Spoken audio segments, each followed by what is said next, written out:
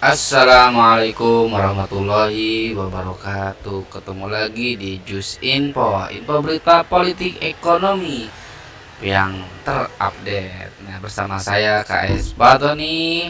Jus Info ya, cuma info, gak usah baper ya. Nah, pada kesempatan kali ini kita teman-teman mau bahas lagi The Sempak Merah atau alias Mr. Ferdinand ya. Nah, kabarnya ini ada berita terbaru dari Polri. Oke, apa itu dia? Ya,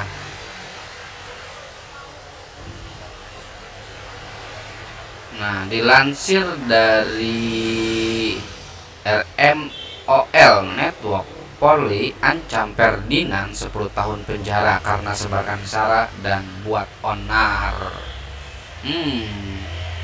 Kira-kira pasal-pasal apa aja ya yang bisa dikenakan dengan sama Ferdinand ini?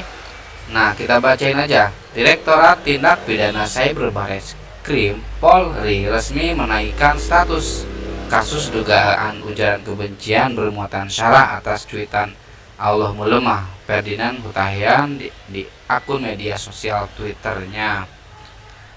Karo Pennas Divisi Humas Polri Brigjen Ahmad Ramadan menyampaikan bahwa penyidik menerapkan pasal 45 ayat 2 Junto, pasal 28 ayat 2 Undang-Undang 11 2008 tentang UU ITE dan juga pasal 14 ayat 1 dan ayat 2 KUHP.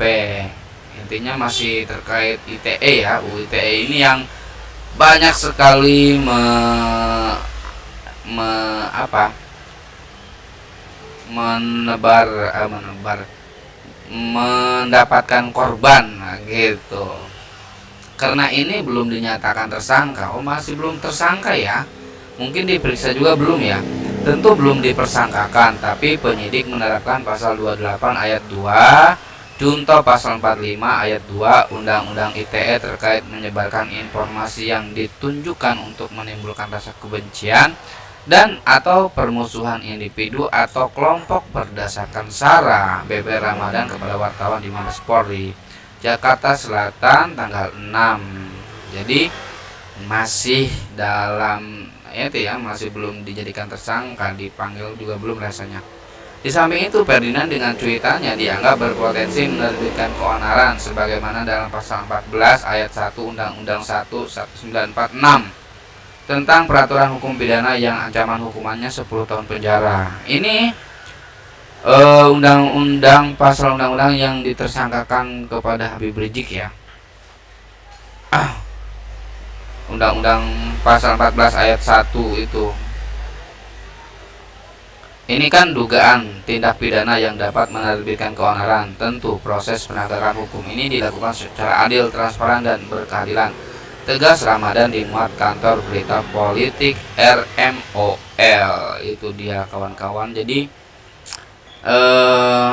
harusnya ya, seperti pengalaman-pengalaman kemarin-kemarin, jika udah ditersangkakan dengan pasal-pasal ini, pelaku atau ya terduga atau nanti yang jadi tersangka itu langsung bisa ditahan. Seperti kita ketahui itu dilakukan ke Habib Rizik atau saat ini Habib Bahar ya, itu nggak bisa pulang, langsung ditahan. Nah, Habib Bahar ditahan 20 hari ke depan ya.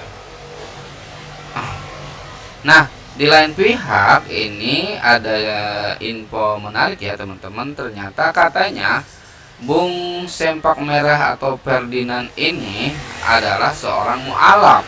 Wadaw, kok bisa mualaf katanya? Kita lihat ininya, apa beritanya ya. Gelora, dari di Gelora saya ambil. Penggiat media sosial Ferdinand Hutahian baru saja membuat heboh dunia maya hingga dirinya dilaporkan ke Bares Krim Polri atas dugaan penyebaran isu sara yang dilakukan di media sosial. Meski demikian, Wakil Ketua PP Lajis NU Ubaidillah Amin atau yang akrab disapa Gus Ubed mengatakan agar tidak menyikapi cuitan Ferdinand secara berlebihan.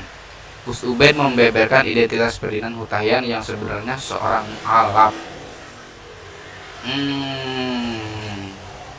Enggak, Bener ya mualaf ya. Bagi kami pribadi, apa yang menimpa saudara Ferdinand sebaiknya tidak perlu dibesar-besarkan, terlebih sampai dikaitkan dengan pelecehan pada agama tertentu. Tapi kami mencoba menggali dan mencari tahu siapa sebenarnya saudara Ferdinand Huta-Heian ini. Setelah kami menggali dan mencari tahu tentang saudara Ferdinand melalui teman-teman kami di Jakarta, ternyata informasi yang kami dapatkan cuma mengejutkan, cukup mengejutkan. Ferdinand adalah seorang mu'alaf, kata Gus Ubed sebagai keterangan Kamis 6 Januari 2022. Menurut informasi yang dibagikan Gus Ubed, Ferdinand memeluk agama Islam pada tahun 2017 dan bersahadat di depan Kiai Haji Ali Yapi yang merupakan mantan Ketua Umum MUI Pusat. Ikrar syahadat ini disaksikan oleh Nyai Lili Wahid. Maka melihat latar belakang tersebut adalah hal yang wajar dan sah saja apabila seorang mu'alaf ingin mendalami agama Islam. Namun dalam prosesnya ia melihat wajah Islam yang tergambar dalam ajaran yang ia pelajari sangat berseberangan dengan sebagian oknum umat Islam yang memperkeruh citra agama Islam itu sendiri, terang Gus Ubed. Berpijak pada hal ini, tidak heran kalau Muhammad Abduh, salah satu syekh Azhar di masanya, pernah mengatakan al-Islam mahjubun bi al-muslimin, yang artinya nilai-nilai agama Islam tercoreng oleh perbuatan kaum muslimin. Lanjutnya, oke, intinya ini ya. Jadi gitu katanya teman-teman. Tapi agak heran menurut saya gini ya. Buat ini ya yang Gus Ubed ini, kalau kita perhatian gini ya, ada sebagian teman-teman muslim itu, mungkin salah satunya di kelompok yang ada di Gus Ubed ini, mereka itu marah, mereka itu marah kalau organisasinya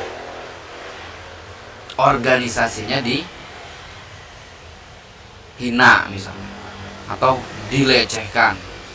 Mereka itu bisa, atau kiainya dilecehkan, atau kiainya disinggung-singgung, dihina, mereka itu marah.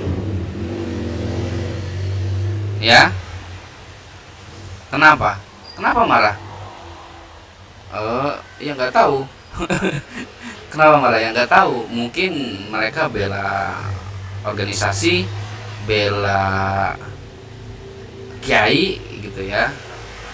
Nah, yang terjadi dalam kasus Ferdinand ini, banyak kaum muslimin marah itu karena menganggap Allah bukan hanya organisasi, bukan hanya ormasnya, bukan hanya kiainya, tapi Tuhannya yang ingin mereka bela, yang telah direndahkan oleh Ferdinand, si sempak merah ini gitu. Saya kira atau kemarin dalam kasus Habib Bahar, banyak golongan dari para tokoh-tokoh agama yang berapresiasi betapa cepatnya prosesnya gitu ya, yang mengapresiasi betapa cepat proses yang dilakukan Polri. Nah, saya kira untuk tanpa nggak usah ditonjolkan dia mualaf. Apa benar orang di bio Twitternya aja dia tertulis saya tidak beragama gitu ya. Ya, tentu saja silakan teman-teman bisa menilai sendiri ya tentang kasus ini. Ya, kita hanya berharap kasus-kasus semacam ini harusnya disikapi seperti penyikapan terhadap Habib Bahar. Itu lebih bagus ya untuk meminimalisasi goncangan. Walaupun pribadi saya tidak setuju Habib Bahar itu dikriminalisasi ya. Terima kasih. Sekian aja info dari kami ya, mudah-mudahan bermanfaat. Akhir kata, assalamualaikum warahmatullahi wabarakatuh.